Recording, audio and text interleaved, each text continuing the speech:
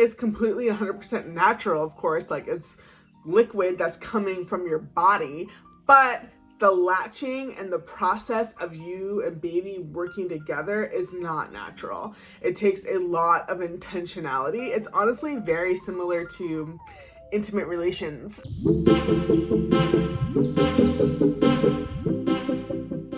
What's up, friends? My name is Pauline. Welcome to my channel. Here we talk about the ups and the downs of motherhood and family. Today we are talking about something that 100% encapsulates the ups and the downs of motherhood, and that is breastfeeding.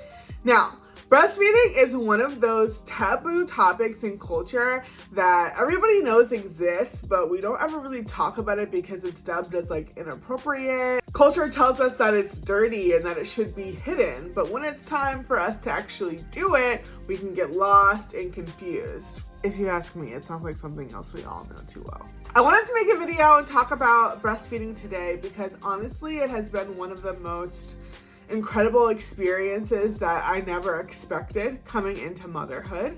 And I don't think that happened by accident. I do believe that there are a lot of women, a lot of new moms, a lot of pregnant moms who want to breastfeed, but they just really don't know how, and nobody really tells them how to be successful with it. So I wanted to share our journey of breastfeeding and doing it successfully in hopes that it helps you in your future or current family. Today I'm sharing 8 tips on how to have a successful breastfeeding journey. Each tip is broken down into 3 different categories or 3 different statuses to help you. The first status is when you are pregnant. Now, I know it's kind of hard to believe. How can I prepare for breastfeeding, when I'm pregnant, before the baby is here? But I do believe that this is the key, especially for a first-time mom. You want to start when you're pregnant. So what do you do to prepare for breastfeeding while you're pregnant? And I know you're already preparing the nursery and all the other things for the baby, but this is one of the most important things to prepare for because this is how your baby's going to eat for the first at least 6 months to a year. The first tip to prepare for breastfeeding when you are pregnant is to hire a lactation consultant. Now, I didn't even know what a lactation consultant was before I got pregnant and before I had a child, and I honestly wouldn't have known about a lactation consultant if I didn't also have a friend that was pregnant at the same time as I was. This is one of the best things that I did, y'all, and I really believe that this is why we're even breastfeeding till today. And if you want to know more about extended breastfeeding past 12 months, let me know. So hire a lactation consultant, and you really want to hire one that already has a class or some type of prenatal program or meeting or offering with their packages. The lactation consultant that I worked with, she actually did a class for all pregnant moms. We were all pretty much delivering within like a month or 2 of each other, so that was really nice to have that like sense of community, and we all lived in the same area or in the same state. And this was in the height of COVID. It was literally in 2020, so that's probably another reason for it as well. It was a virtual class, but that was so educational for me to know what to expect, how to prepare for breastfeeding, because I really find that so many moms want to breastfeed, but then when their baby is delivered and is here, nobody is really there to help them, and then they try and it doesn't work. And breastfeeding is completely 100% natural, of course, like it's liquid that's coming from your body, but the latching and the process of you and baby working together is not natural. It takes a lot of intentionality. It's honestly very similar to intimate relations. When you are married, what married folks do, like it's a natural thing, but you have to learn one another. And breastfeeding is very much the same. Obviously, some people and some babies get it very easily, but a lot of babies and moms don't. And then you have a lot of things going on, you don't really know how your birth is going to go and how that's going to impact your breastfeeding experience. Some water real quick. All that to say is you really need to prepare. It's kind of back to that quote you guys have probably heard. If you fail to plan, you plan to fail.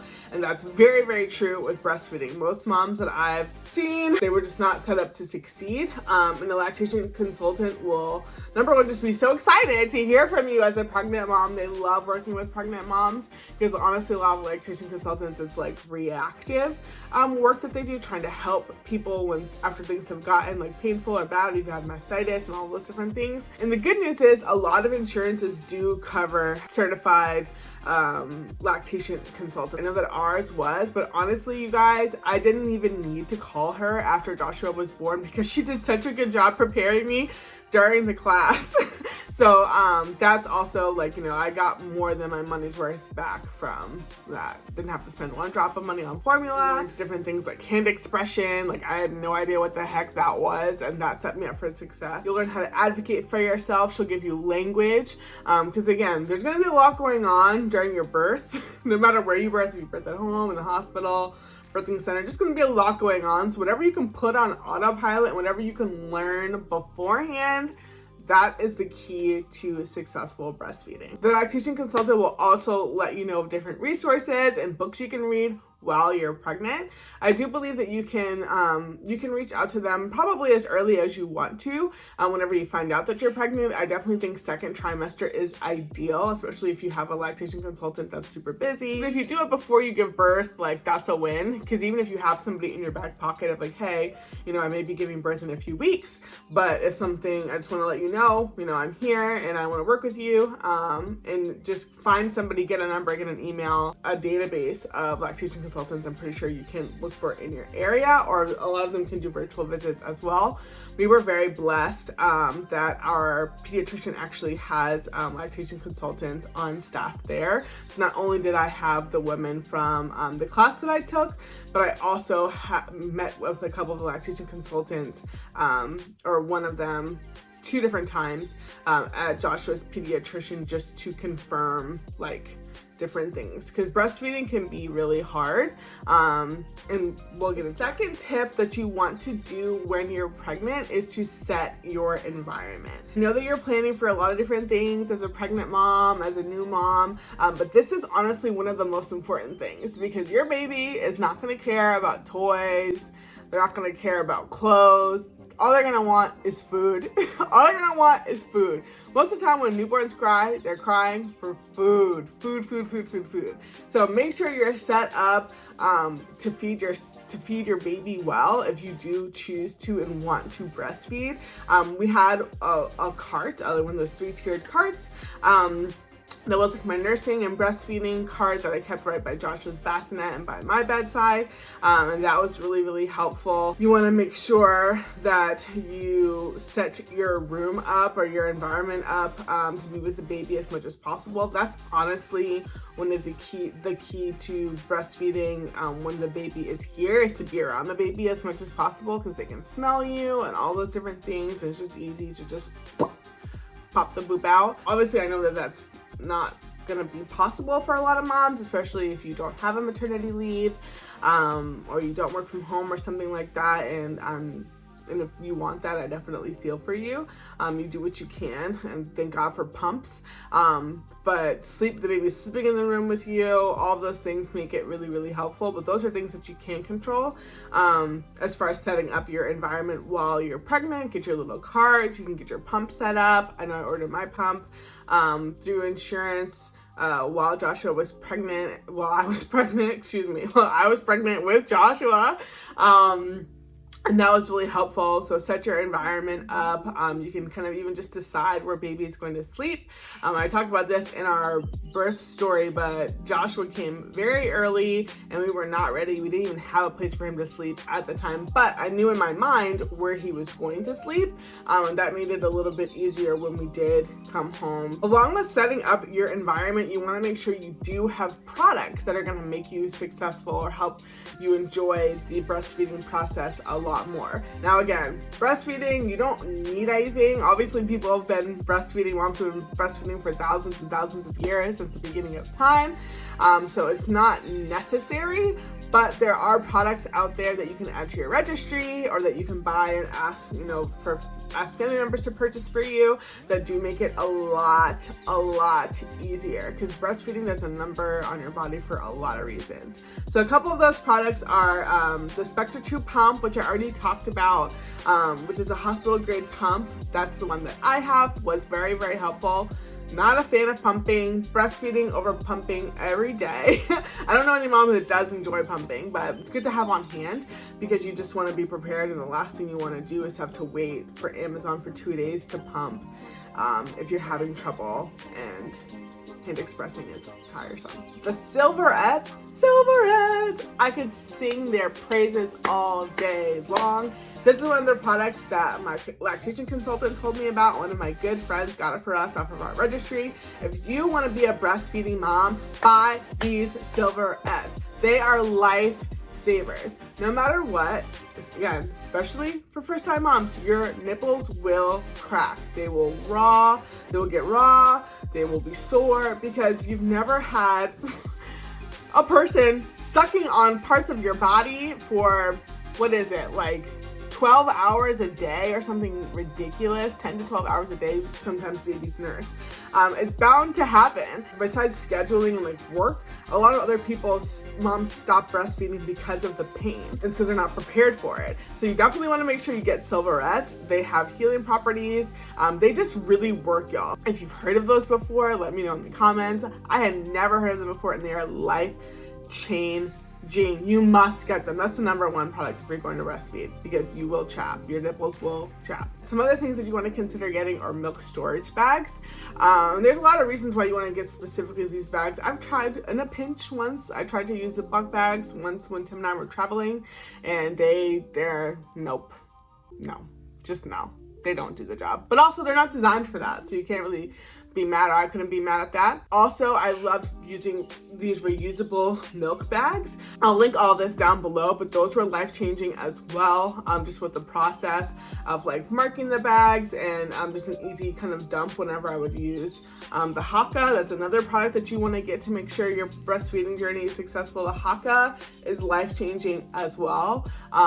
It's kind of comparable with silverettes. It does something completely different, but the haaka will help you empty yourself, and it will also help you store milk and build your stash. So you definitely want to get the haaka. It's super cheap. Make sure you learn to use it the right way. I can link a video below to show you how to use it the right way, because a lot of moms don't, and then it pops off and you're spilling milk, and I've spilt milk in the bed before.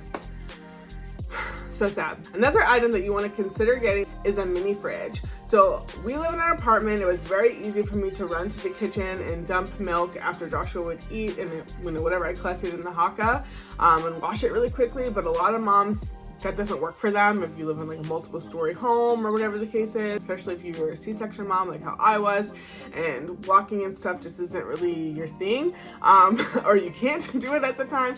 You can think about getting a mini fridge for your room and putting milk in there so you don't have to run up and down stairs. So that's something else to consider. Another product that I loved that was super helpful in my breastfeeding journey was my Breast Friend. It is a nursing pillow that hooks around your waist, and it has like this little thing in it, this little like prop for the baby's head, and I brought it to the hospital with me, and that was really helpful because Joshua was just so small and he obviously couldn't lift his head up or anything like that, but it was also just helpful for my back, y'all. People do not talk about the back aches and back pains that come with being a new mom, whether it's from breastfeeding and like constantly hunching over and leaning over, or if it's from picking your baby up from the bassinet or the crib. But also, if you have back problems with breastfeeding, your lactation consultant can help you with positioning and make that better. So the other part of setting your environment is going to be getting help and support from either your spouse or from family or whoever's in the house when you bring baby home for the first couple of weeks, and honestly months as well. My husband and I talked a lot about what I wanted to do before Joshua came home. He was very supportive of breastfeeding and still is. So you want to make sure that you express that to them, because it is kind of a lifestyle, not kind of. Breastfeeding is a lifestyle because it changes the way you do a lot of things. It changes the way that you dress. It changes the way that your schedule works. I found that being proactive with your communication and your intentions really do help during this big transition in your life. So just even saying up front, you know, I'm going to be breastfeeding my child and I would really appreciate your support on that, rather than waiting for like the snarky comments. Because again, breastfeeding is really weird for a lot of people and culture.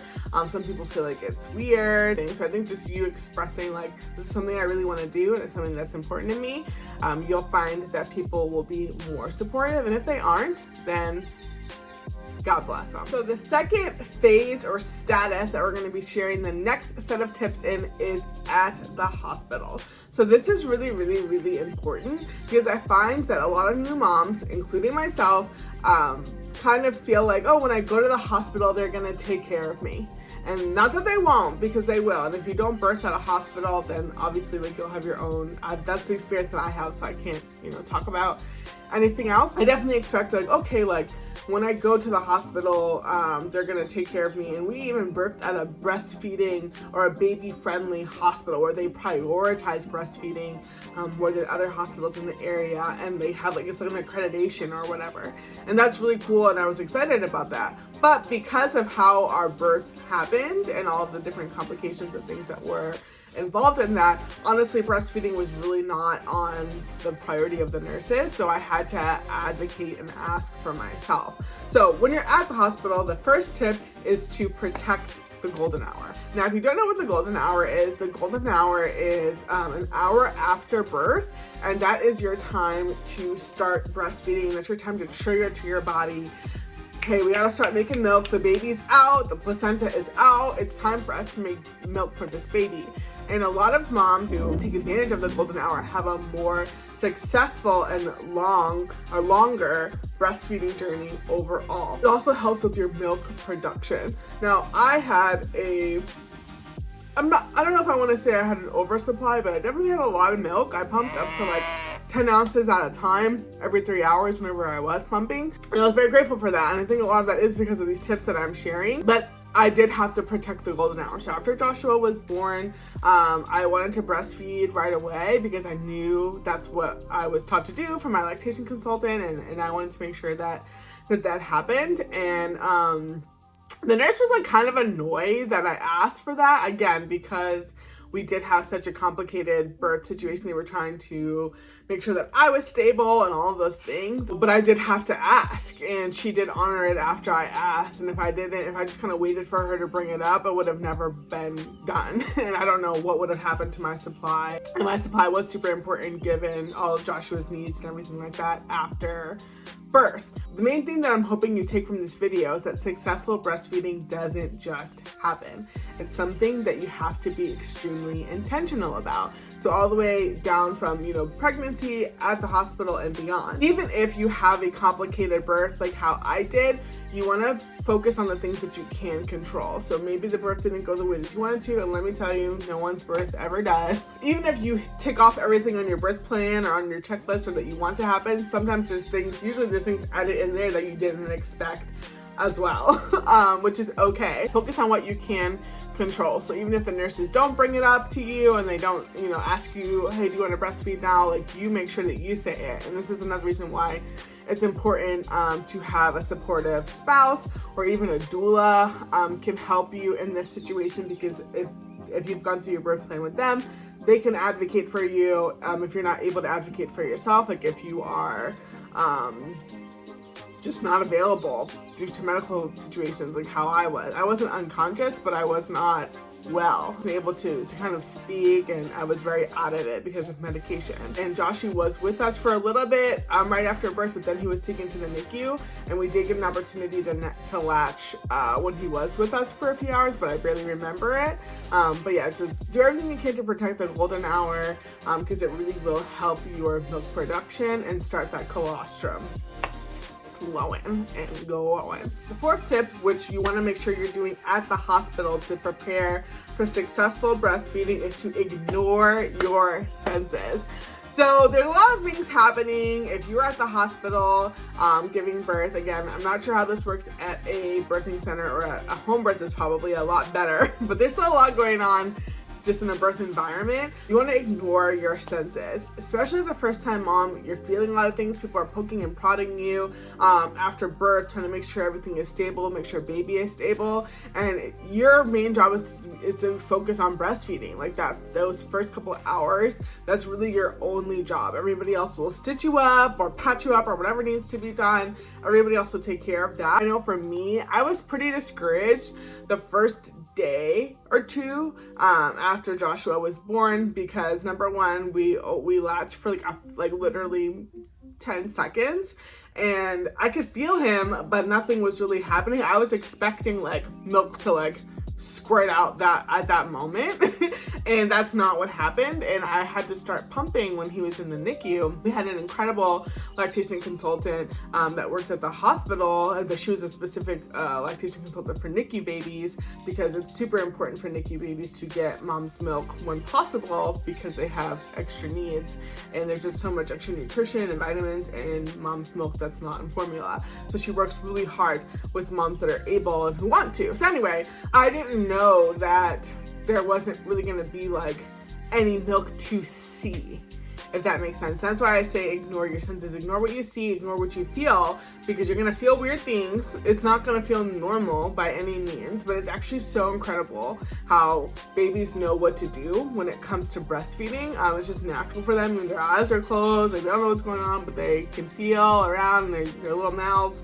It's just the cutest thing, and there's definitely videos of it on YouTube that you can look, and I definitely encourage that. I know that's kind of weird to say, but I think that will help, is to know, like, kind of get vision for what it is that you're looking for or that you want to achieve, because a lot of times you're like, oh, it doesn't look like this or it doesn't look like that, so I'm doing it wrong. And it's like, no, like this is normal. So yeah, ignore your senses, ignore the amount of milk or colostrum that you are seeing or not seeing, and just keep going.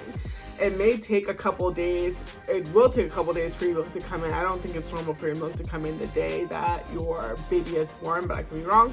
I think mine took 2 days to come in, and when it came, it came. I felt like Laura Croft, like boom, like hard as rocks.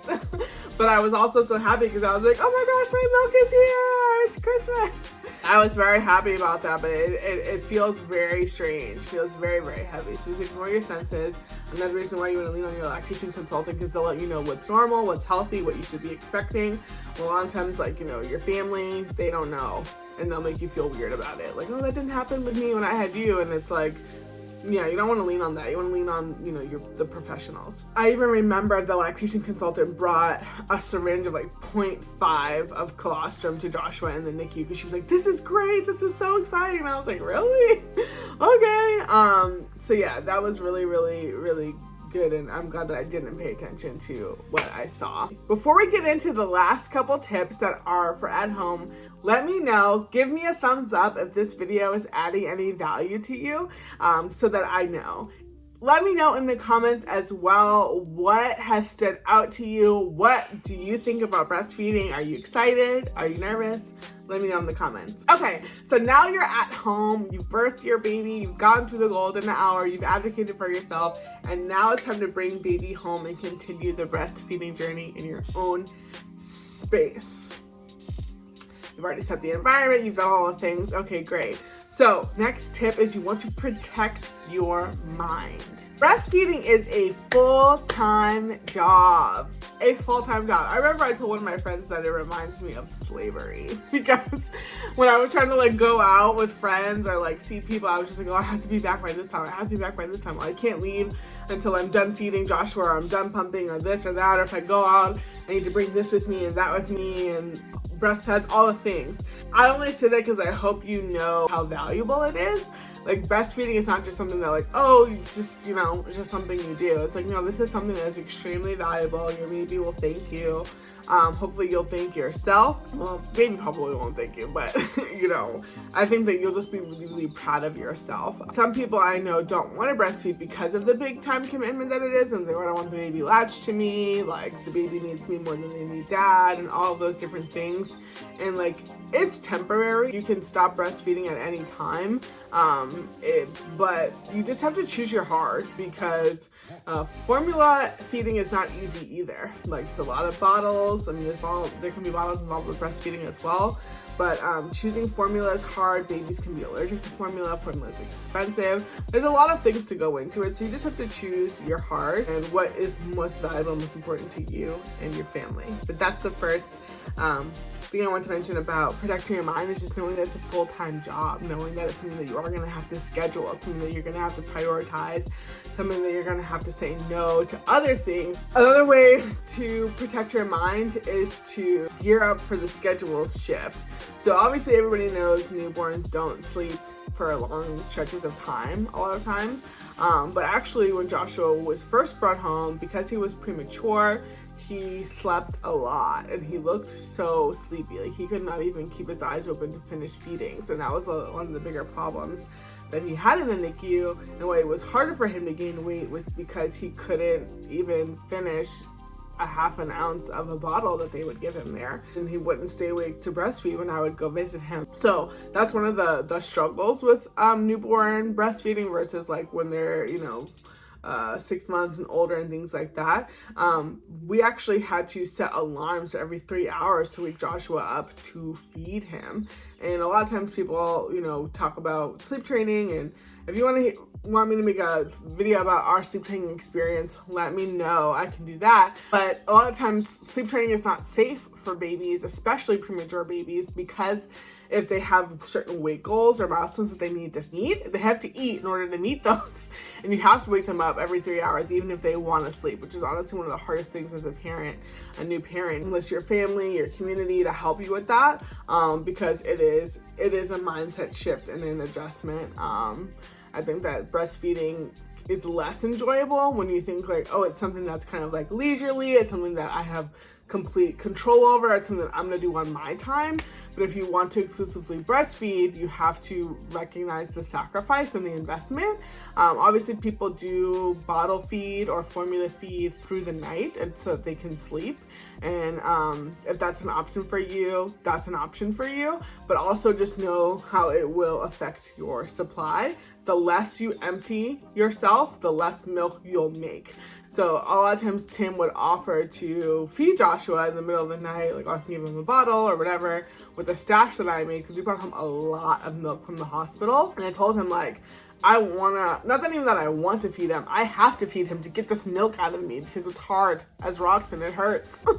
So either way, even if you're not directly feeding the baby, you have to get rid of the milk. So that's just something to keep in mind as well. After a month of being home, and he probably just hit his due date at that time, he would feed for almost an hour and a half at a time. So I would be up in the middle of the night, like on the iPad with my AirPods in, watching movies while Joshua fed. And I would literally watch entire movies by myself while he was breastfeeding. And it was good because that meant that he was staying, I'm not gonna say he was awake because his eyes were closed, and I don't think they're technically sleeping if they're feeding because he was suckling, but anyway, he would be eating and I'd be watching entire movies, and that wasn't the case at first, but that's when he started to kind of build up his stamina and eat more and more. And especially with the preemie baby, you want them to eat as much as they can. So I wasn't gonna stop him, and like delatch or whatever it's called. So that's something else to keep in mind that I wanted to share about, the full-time job, and kind of like set your expectations and protect your mind with like, hey, breastfeeding is really the duration of it is really led by the child, by the baby, and they'll feed for as long as you let them. And I trusted that if he was eating that much, just because he needed it. When I was feeding him in the bed, and I would have the haaka on one side and he'd be on the other side, and there'd be times, the haaka would fall off and the suction would let up, and then I would spill milk in the bed. It was awful. And if anyone ever tells you not to cry over spilled milk, they've never breastfed before. Never, never, never. I have spilled milk like in the haaka, sitting it, and I've kind of achieved that. I'm like, wow, look at all this milk. and I sit it down the counter and turn around and knock it over onto the counter, into the sink. It was so sad. The next tip for how to successfully breastfeed when you're in the home status is to enjoy it. I just shared with you guys that I would watch movies while Joshua was feeding for an hour and a half. You want to make sure with your little bedside caddy or your cart or whatever you use that you have your iPad, you have your snacks, you have your milk makers, cookie, you have all the things that can help you enjoy this time, this process. It's kind of like, if I'm going to be up in the middle of the night by myself, I'm going to make sure that I am having a good old time. Breastfeeding will absolutely mess with your appetite. It makes you so hungry, so thirsty. You will gain weight. Well, at least I did. Anybody who tells you breastfeeding makes you lose weight is not true. I even learned that when you're breastfeeding, your body retains more fat so that it can make sure that the milk that you're producing has fat. And it makes sense because if you're feeding 2 people, you need to eat more, don't you think? Kind of like the reverse, the same process or mindset they want you to have when you're pregnant. Have fun with it as much as you can. Take the pressure off. Watch shows, binge movies, whatever it is that you do. Read books. I don't know how, that'd probably be hard to do. Listen to books on audio. Do whatever it is that you need to do to enjoy it. Is text your other new mom friends that are up as well, but enjoy it as much as possible at home. My husband would come and like feed me food while I was feeding Joshua. It was great. You know, sometimes you can be pampered as a mom, especially when you're a breastfeeding mom and a new mom. So take advantage of that as much as you can. If it ever gets painful, make sure you call your lactation consultant. Of course, it's going to be a little bit uncomfortable, but in the beginning, but over time, it should get better and easier, not worse. So if it does get worse and you're not able to enjoy it, make sure you call and let them know what's going on. I would keep track of all of Joshua's feedings. With the Hatch Baby app, we track of his feedings, his diapers, which side he left off on, how long each feeding was. That was really helpful for me just to know as well. Tip is to build your supply when you're at home. I talked about the haaka a little bit, but that's gonna be honestly the easiest way for you to build your supply without pumping or doing additional work or energy. So make sure that you get the haaka, that you watch that video on how to use it properly. Use it every single time that you pump. A lot of times I would even use that if I didn't want to use like the electric pump, and put it on there a couple times and the milk would express. Have you ever heard the term move milk to make milk? Your body makes milk on a supply and demand kind of fashion. If you leave milk inside your breast, your body is saying, oh, you don't need that, so I'm gonna stop making more. So even if your baby is full and you fed them and they're done eating, but you still feel fullness in your breast, and trust me, you'll know when they're full, or even just trying to feel your breasts and feel around if they're feeling soft, or if they feel hard, then that means there's still milk in there. You can use the haaka to express whatever's left in there and put it in one of those reusable bags. That's what I would do in the fridge, and then after 4 days, 3 or 4 days, then I would put it in the freezer. Even if you start with a great supply, it may not stay there. I did have a really good supply, and I was very grateful for that, but I was kind of always knew in the back of my mind, like, I don't know how long this is gonna last. So whenever I did have a lot of milk, I would take advantage of it. And a lot of moms do, of course, work on building up their supply as well, because not everyone's supply is where they want it to be, and they have the supplement formula. A lot of things affect your supply, like going back to work, your sleep schedule, hormones. If you start having sex again, start going back on birth control, your diet, sleep, stress. Of course, stress affects everything. So you want to make sure that you are protecting and building your supply as much as possible. So that's why it's really important that you have that supportive family and community around you to make sure you are getting the sleep and the food and the rest that you need to be able to make milk for baby. And you want to be prepared for when your milk supply does change. So that's why it's important for you to build up that supply. Again, if you are trying to reach a certain time goal of breastfeeding, and even like having a separate goal for like, hey, this is how long I want to directly breastfeed, and then maybe this is how long I want baby to receive breast milk. Because believe it or not, you can actually give your baby other people's breast milk. Some people do it with friends because, you know, breast milk has different antibodies and nutrition and vitamins that formula just doesn't have. And there's even breast milk banks that you can donate your milk to. A lot of moms in different situations have done that, and it's benefited other babies, especially babies who are sick. If you do have an oversupply, that's an option for you, is to donate your milk to a friend or to a milk bank. If you do have a great supply in the beginning of your breastfeeding journey, you want to make sure that you're storing it up for towards the end, for if you do stop making milk or when you go back to work. The other thing about that will help you move milk to make milk is to empty both sides and offer both sides at all times. Some babies, believe it or not, have like a favorite boob or like a favorite side, and some moms are just like, okay, like he only will eat on that side or she'll only eat on this side. That's fine to do, especially if they won't take from the other side, but you still want to make sure you empty it, either again with a haaka or with a manual or an electric pump, because you can get mastitis in one side, or you will just be extremely lopsided, and it's very painful and very, very, very uncomfortable when you have like milk backup or buildup. Last tip is to set small goals. One of the best pieces of advice that I received before even getting pregnant was just to take things with breastfeeding 1 month at a time. There's so many things that affect your breastfeeding journey, and sometimes we see other moms who are like, oh, I've done this for 18 months or 12 months or 6 months, and you think like, oh, automatically like that's gonna be me without a problem. And there's just, breastfeeding is a full-time job, like I said, and you want to just take it day by day. And if you don't enjoy it, it's not going to be as enjoyable for your baby and for your family. So take it step by step. I remember I was praying that we would even get to 12 months of breastfeeding, and I never thought that we'd be sitting here 19 months still breastfeeding. Obviously, it looks very different today than it did a year ago, especially when Joshua was first born. But just having those small goals helped my mental capacity and like my mental outlook on it a lot more, and being proud of what I have done thus far versus looking at all left I have to achieve. I know that they say, first 6 months exclusively breastfed is like ideal, and then if you can get to 12 months, that's even better, and then kind of after that is just, whatever. I believe that there, of course there's other parts of the country and other places that even recommend you breastfeed up until 2 years. For us, at 6 months, my supply dropped significantly when we sleep trained him, and now that he's 20 months and he's still nursing, breastfeeding looks a lot different for a toddler versus a newborn. Comment below if you want to see a video about that, and I'll see you in the next video. Bye!